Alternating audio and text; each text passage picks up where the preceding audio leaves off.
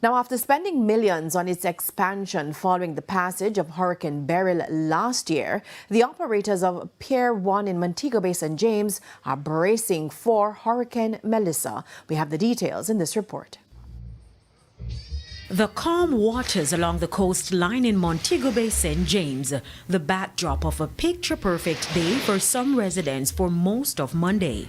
I am Terry and I'm fishing today. The storm hasn't reached us yet, so trying to get 1 or 2 fish before we go in. But for the operators of Pier 1, we put trust in the Almighty. I think that's the first thing I would have to say. We rebuilt the place from the last storm.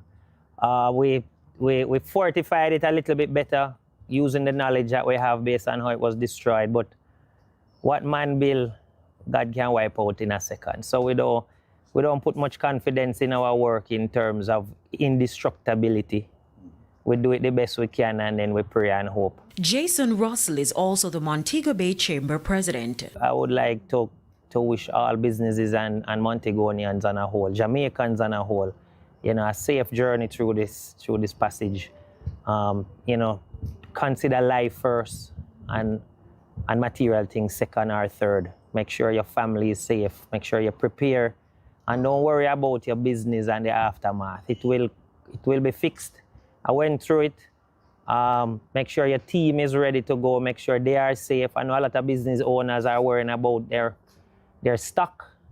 But I implore them to worry about the human capital that they've invested in over the years and make sure they are safe. Because without them, the business can't rebuild. As for some fishermen, it was just another ordinary day.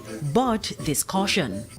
Any one of them choose out there, can stay out there, because they get warning. Me there land, me stay land. Carrie Ann Simpson, TVJ News.